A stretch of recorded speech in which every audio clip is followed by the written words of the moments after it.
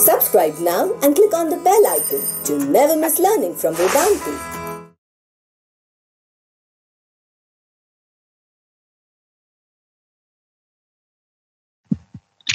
So gyromagnetic ratio. So there's another quantity that is defined, and that is basically ratio of magnetic dipole moment divided by the angular momentum.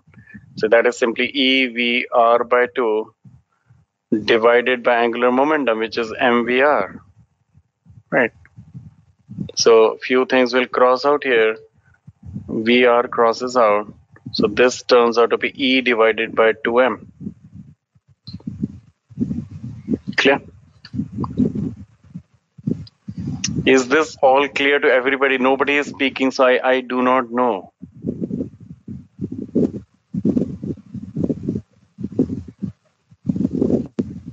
Okay. Shiva Smita seems to have understood it. Okay, all clear. Sai Kumar is saying, Ganit is saying, okay, Ninad is clear. That's good, okay. Understood, okay. Everybody seems to have understood. And then when you plug in the values here for electron, because see, you got E by 2m, right? So when you plug in E by 2m, electronic charge we know is 1.6 by 9 minus 19, and then 9.3 into 10 to the power minus 34, you end up getting this quantity. So this is the gyromagnetic ratio.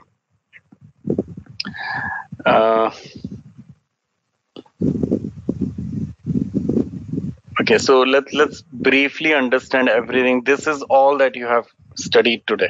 In a nutshell, this is everything.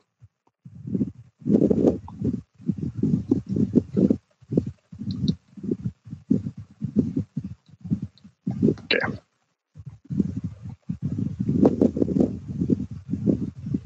So try to do this question, and then I will post a poll and please answer. In the meantime, if you know the answer, you can post it here in the chat box also.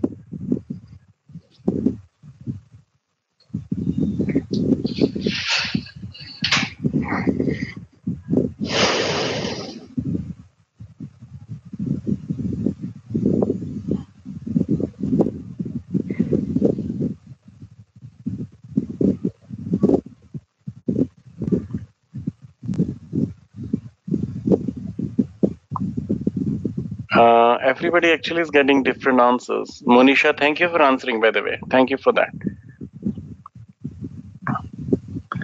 Now, electron charge. Oh, yeah, Tanya, you have to take it in meters. Yeah, obviously. Anybody who did not understand, you can tell me now, I will explain it. I mean, there's nothing to understand. Just plug into the formula EVR by 2. Right? Okay, understood, it seems. Okay, so Tanya forgot to divide by 2. That's okay. Rukaya understood. Abhiraj Ganit understood. Okay. Abhinaya understood. Okay. So let's do this. Abhiraj, yeah, thank you for that. Yeah, Abhiraj, you have done it. So yeah, let's focus on this question now. It's similar, a little different.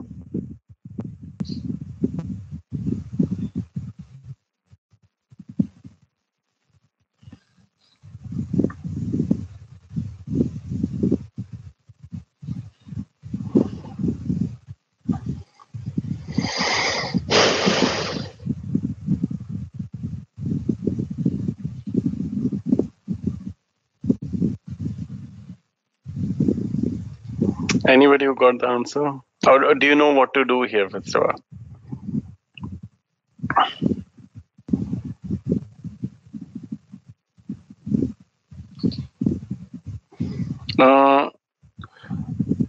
Tanya, actually, I don't know the answer for this. I'll have to calculate here. Sorry.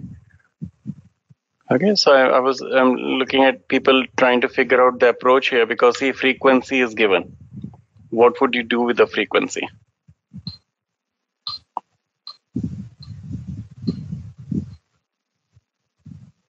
Okay, so Rukia, thank you for answering there. And many students have Sai Kumar, Tanya obviously already gave it.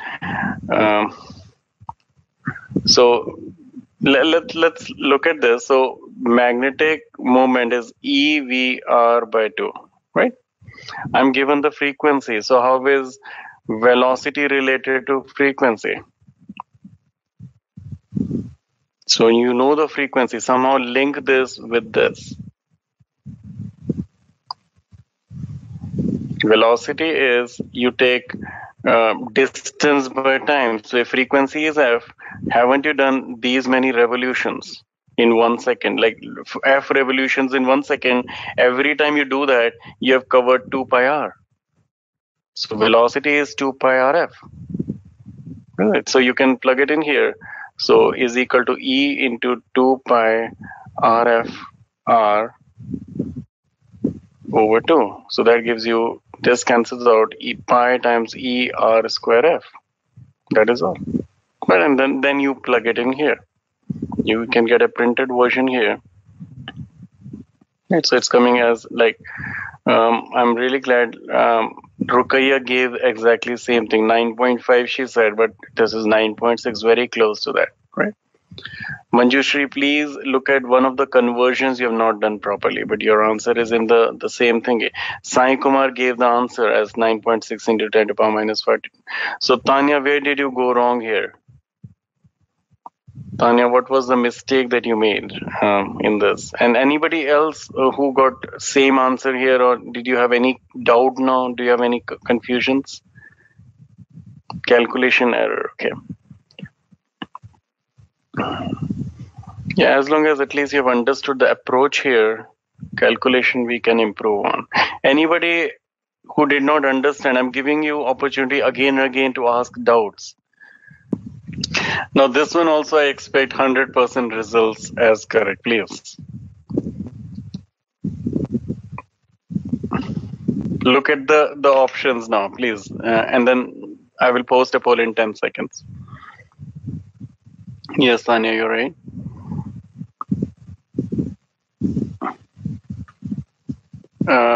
Yeah, Monisha, Abhinaya. Abhinaya, no, that is not right. Abhinaya, look at the options one more time. You're close. Yeah, Abhinaya, now you're right. Yeah. So there are only few things that you have to remember here, right? It's B. B is the right answer. Okay, friends, let's actually summarize everything here. I think everybody should take notes here. I strongly recommend everybody take notes here.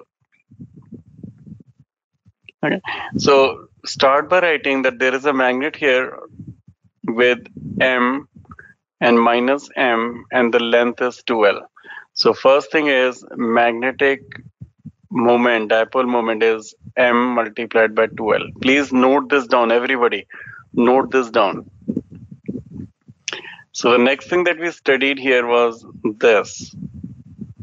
So now there is M minus M, and then you have 2L, and then we say, okay, at this point, at a distance of, let's say, X, B is equal to mu naught by 4 pi, okay, 2M X divided by X square minus, X square plus L square whole square, right? Yeah, at the actual point, right? And then this becomes roughly equal to mu naught by 4 pi 2M by X cubed when X is large compared to L, right? Now, on the same diagram, you can put it here. Magnetic field here is mu naught by 4 pi M divided by, somebody is writing messages here. Let me see.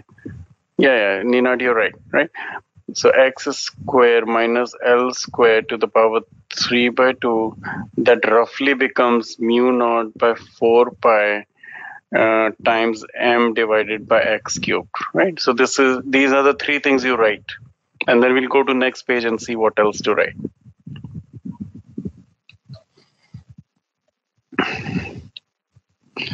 Now, the next thing that we studied today was there is a coil here and it has a current here I, and the area is A. So this is magnetic dipole moment is current times the area, right? For a coil having a current of I. The next thing you studied was an electron. So now we are just taking an electron, not lot of electrons. So now here the magnetic is EVR by 2, right? Now in this case, angular momentum is MVR. That's the definition of angular momentum. So gyromagnetic ratio is M divided by L. That comes out to be E by 2M. Now these are the only things that we studied today. So more questions here. Very good question. Take your time. Try to analyze this. So it's a semi-circular loop, semicircular or semi-circular, whatever you want to call it, based on um, what English we use.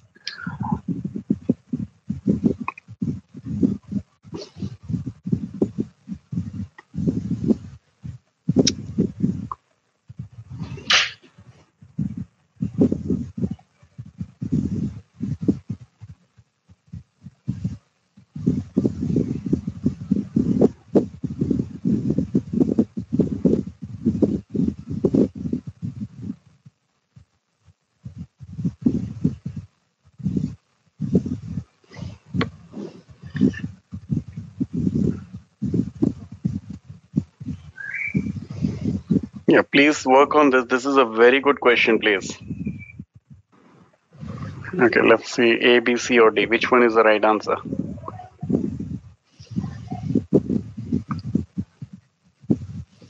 Okay. So now not sure if you visualize this like this. This is a semi-circular loop, right? There is a charge Q on this. It's going with a velocity of V. The magnetic moment of the loop is. So what is magnetic moment? That is current multiplied by the area, right? Current is charge per unit time times area, right? So charge divided by time is what is time? The distance divided by the velocity. I'm doing all the steps here so that nobody is confused. Divided by the distance traveled and the velocity multiplied by area, right? Now I'm going here from here. So basically Q divided by distance. Now how much is distance? Distance is pi r plus 2r, right? That's the distance, the circumference of this, right? That's the distance multiplied by velocity into pi r square, right? Now you can take r common from there, so qv pi r over pi plus 2, right? That's the answer. Anybody who did not understand, oh, pi r square by 2, sorry, my bad, by 2, right? So divided by 2 here. So this is the right answer, B answer. Many of you said B, some of you said D, and you made the same mistake I was making maybe. So this is what I get. The correct answer is B.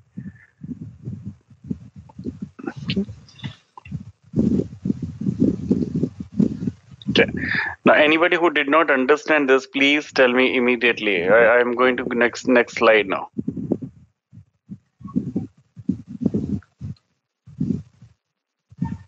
Anybody who did not get it? Okay, so Abhinaya, you were right. Abhinaya, you said D. Shiva Smita, did you understand? Inard, you said B. Okay, Abhiraj makes own notes anyways. That's good. Okay, yeah. So let's move on from here. And this is the printed version of exactly what we did just now. So and then eventually we get the same answer as B.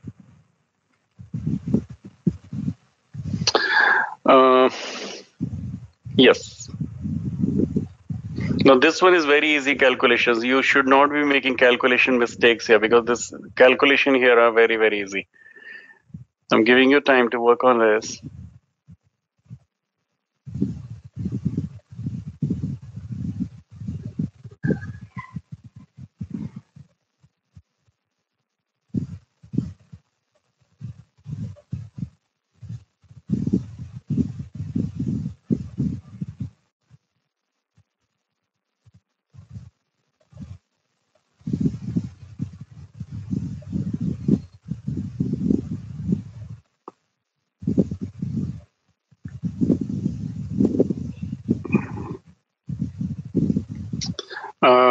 Abhinay, I would say do the calculation one more time. There is a calculation mistake in there. I can see that. Okay, you're doing in the right direction. There is a calculation mistake. Yeah, Sai Kumar, that is right.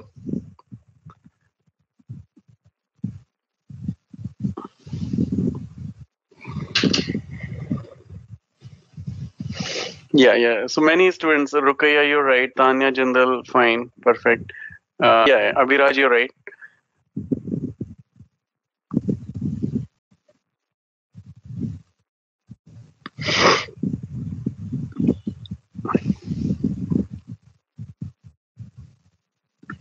Okay, this is what I get. The correct answer is C here. Okay, so let's see how we get C. Just have to plug in EVR by 2. That's all. So E is 1.6 into 10 to the power minus 19. Look, you don't have to calculate anything in this. See, 2.5 times 10 to the power minus positive 6 times R. So that is 1 by 2 uh, times angstrom, so 10 to the power minus 10, and then all this divided by 2. Now look, 1.6 multiplied by 2.5 is 4, right? So then you can cross out all of these. This becomes 1. So negative 19, negative 10 is negative 29, plus 6 is negative 23. That is all. Does everybody get it? And this is one of the easy questions. 1.6 times 2.5 is 4, and you have 4 in the denominator also. So all you do is you add up powers algebraically.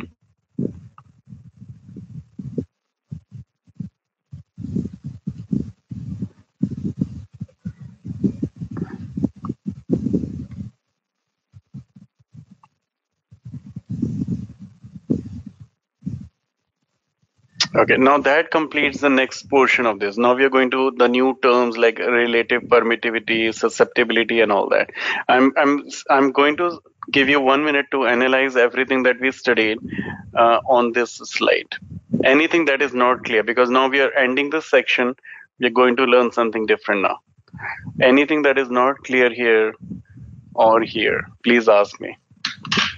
It's a doubt clearing session here right now for 2 minutes.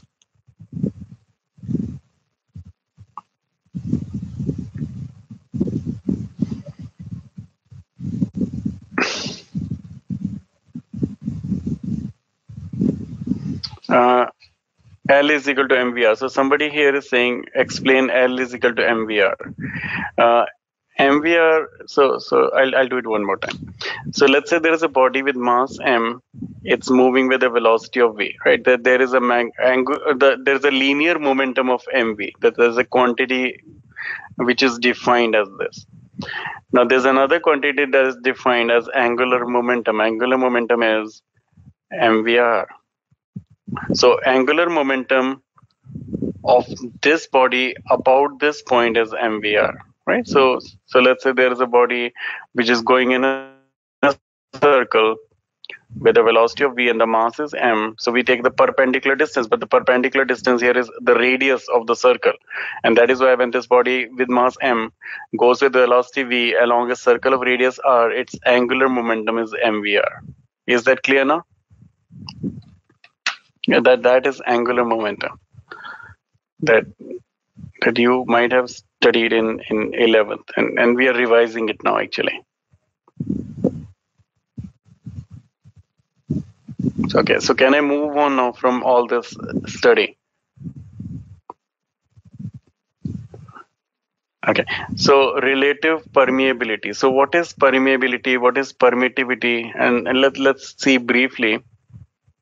So in electricity, we have been studying this value. This is called permittivity.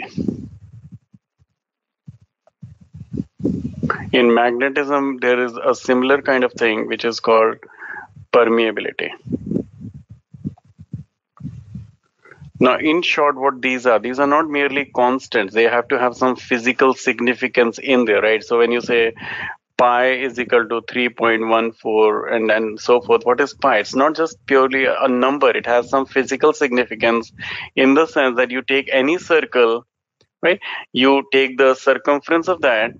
So basically, so let's say this actually is circumference of any circle divided by the diameter of that circle. Right? That is the significance of pi. Oh, you cannot see the board. You have to refresh maybe the screen, your browser. Please try to refresh the browser. You might be able to see with that. So what I was saying is, let's say number pi, it has a significance that any circle's ratio of circumference to diameter will be a fixed quantity, and that is what we call this, right? Similarly, what is the significance of these numbers? I think we have done this briefly earlier also. This number is telling me that how easily electric field can penetrate through a given medium. So for epsilon naught means for vacuum, how easily or how fast can it penetrate, how easy it is for the electric field to go through this medium, right? Similarly, when you're talking of permeability, we are saying, okay, how easy it is for magnetic field to go through a given medium. When you're putting naught, you're talking of vacuum there, right? But then when you talk of another medium, basically you talk of permeability as in epsilon, and you talk of mu, right? For permeability here, permittivity here. So we have the notion of relative. So relative permittivity is going to be the permittivity that this medium has compared to the vacuum. Right? Similarly, relative permeability is going to be the permeability of this medium that you're talking about. Maybe let's say iron. How much is permeability of iron compared to permeability of the free space or the vacuum? This is the notion of relative. Kind of like you say, relative density is equal to the density of the material. Let's say iron divided by density of water. You're comparing it with density of water, and there is no unit now. It's a pure number. So now these are pure numbers. So I'm going to show you some of the slides here. See if there is a question or a doubt, I'm going to clear that.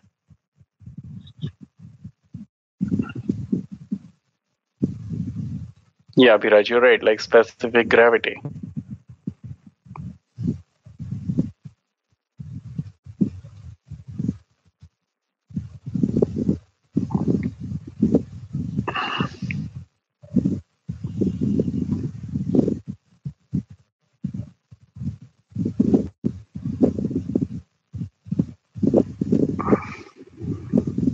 Okay.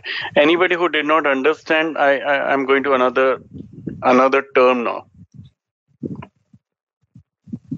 Is the okay? What part did you not understand? I'm not taking a name, but which part you did not understand?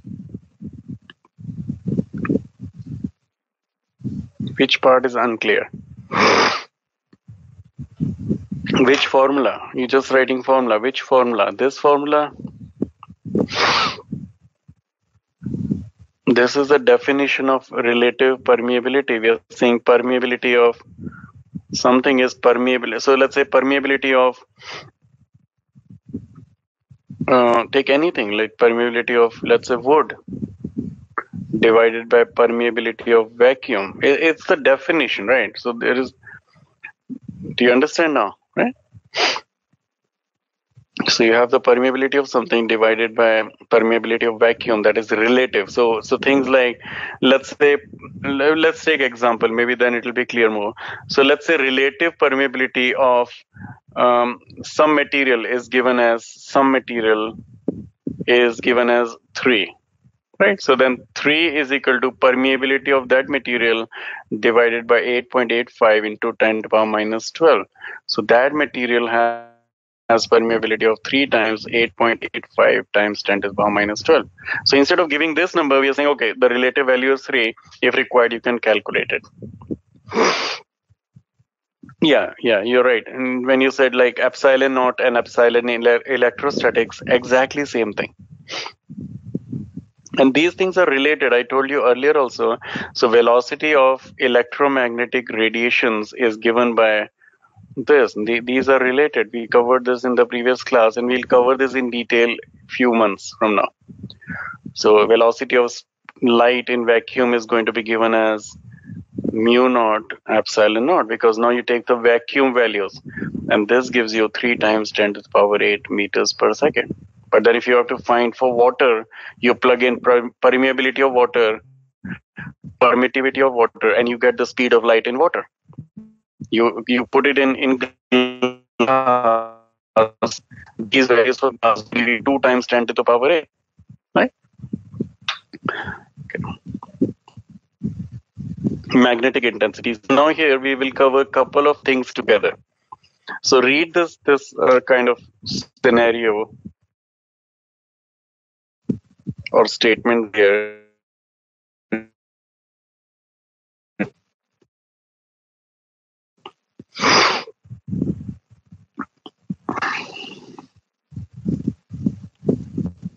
We'll cover a few new terms today. If you're not familiar with them, we are going to cover those.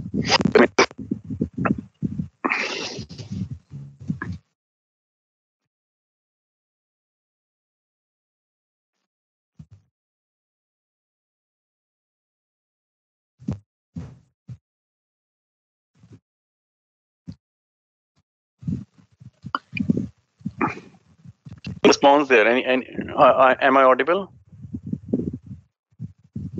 Hello? Hello, hello.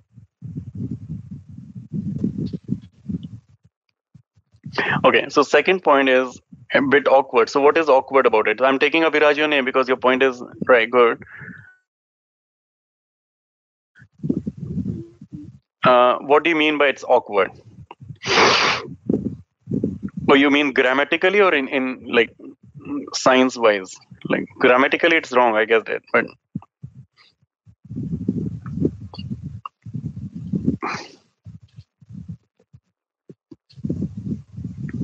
is the voice clear now? Is it better? Okay, so let's cover all these points here. Okay, so let's take a piece of magnet here. This is a magnet, right? It's a horseshoe magnet. Now, if you look at it, and actually I'll draw another kind of thing here. So let's say take a simple. I got confused, right? So now you take a piece of iron nail sticks to that. Everybody understands this part. Iron nail is going to be stuck to the magnet there, right? I don't know how many. Okay, so couple of students, yes. Okay, can anybody tell me on speaker why does this work? Let me know if I can unmute you. Let me know if you can tell me. Just say me. Anybody who can tell me in the class on the microphone why this happens. Because see, the point is I understand why red one is stuck to the magnet. It is a magnet. But why is blue one stuck to the black to the red one? This is just a piece of iron, right? So what is gluing these together here? That's not clear. Anybody who can speak? The webcam is not working. I don't know why.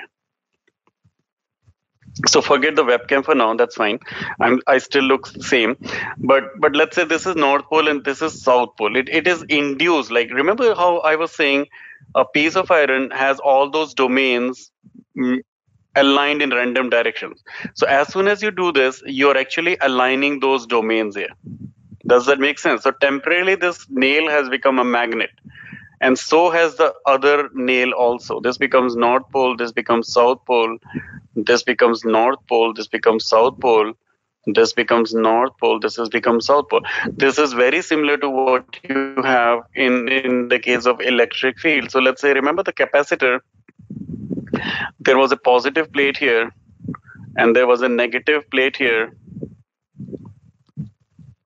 And then you take a piece of dielectric paper, wood, plastic, thermocol, and then this side becomes negative and this becomes positive. So you can compare. This is exactly what is happening in this case also. Okay, thank you, Abhiraj Mukherjee. Abhiraj was actually paying more attention. Thank you for that. I messed up when I wrote South Pole and North Pole. You're absolutely right, Abhiraj. And I really like the way you told me immediately. Thank you for that. Yeah, I messed up on those. Right. Okay.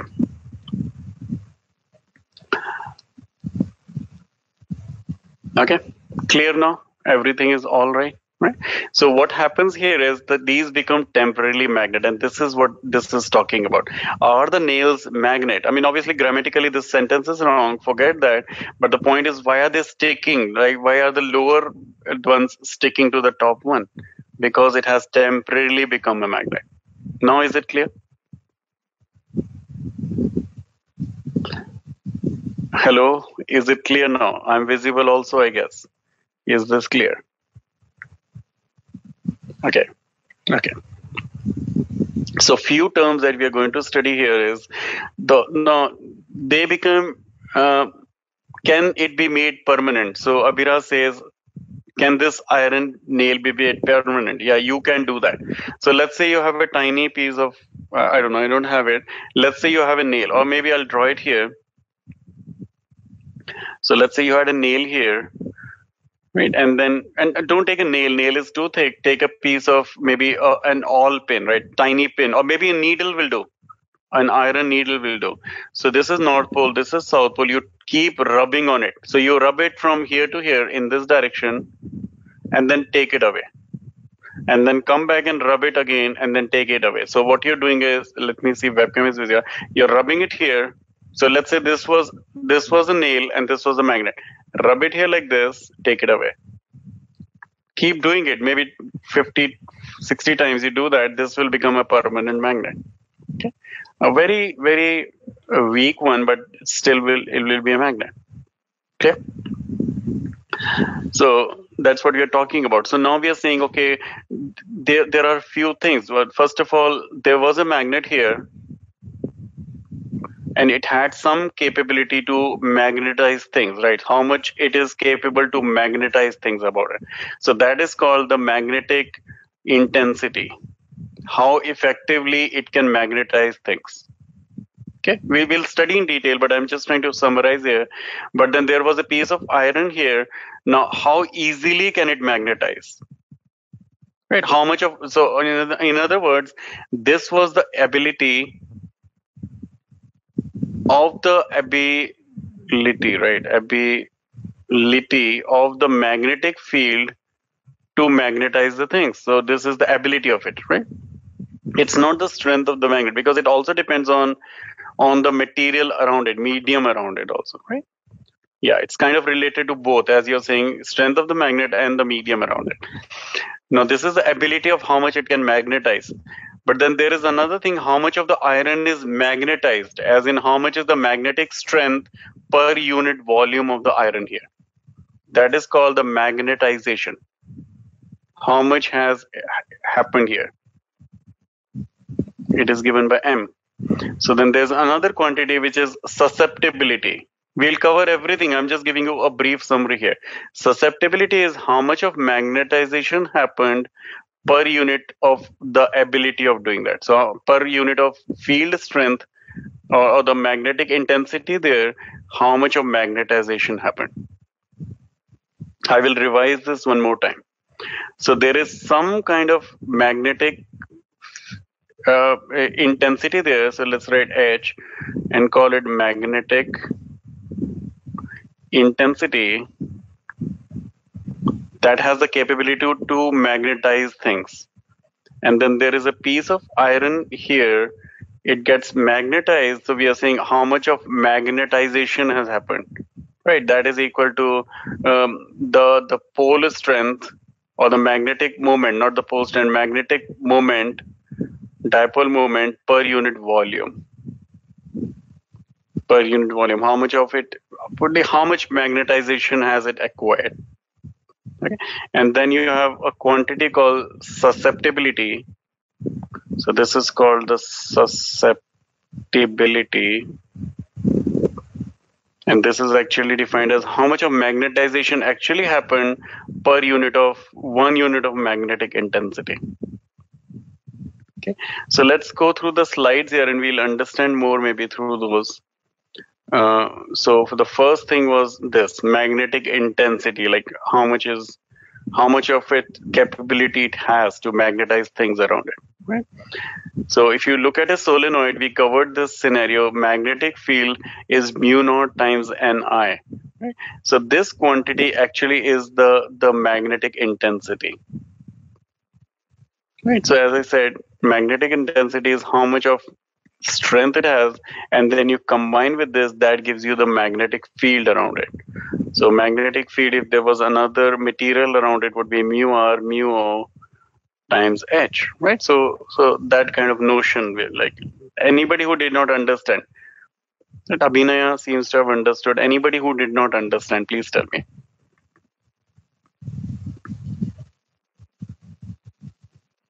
Okay, and I'm requesting everybody to do a revision before tomorrow's class, please. Okay, so this is magnetic intensity. Now, if you look at the same thing, yeah, it's for a solenoid. We covered that just now.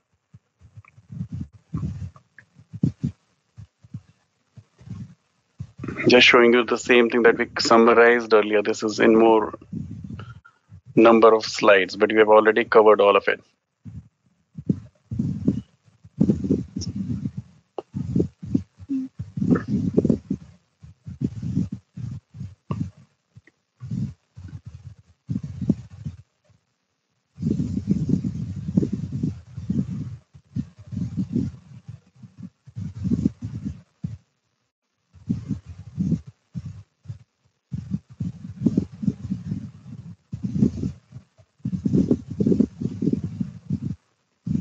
Okay, magnetization, that is the next notion. So it is the net magnetic moment per unit volume. Like this piece of nail, how much of magnetic moment it has acquired per unit volume of this itself? How much of magnetism is in there? No, nobody is writing anything, so I'm really not sure. Can you understand this? Abhiraj, have you understood? Tanya, Shivangi? Okay, that's why you're not speaking. So Manjushri says, yes, I've understood. Okay, Abhiraj has understood. Okay. So see, sometimes I think like students are sleeping, or sometimes internet is sleeping, maybe on my end. So thank you for responding. Now we are saying per unit volume. Volume can be written as area times the length, and magnetic moment is itself this times this. So this magnetization itself is magnetic pole strength divided by the area. So pole strength induced per unit cross-sectional area. Okay. Now susceptibility is next. As I was saying, susceptibility is how much of magnetization has happened here compared to what was the capability of doing that, right? So that's the ratio between how much has happened, like kind of like efficiency. You can, if you can remember like this, there was a capability of doing something versus how much actually happened.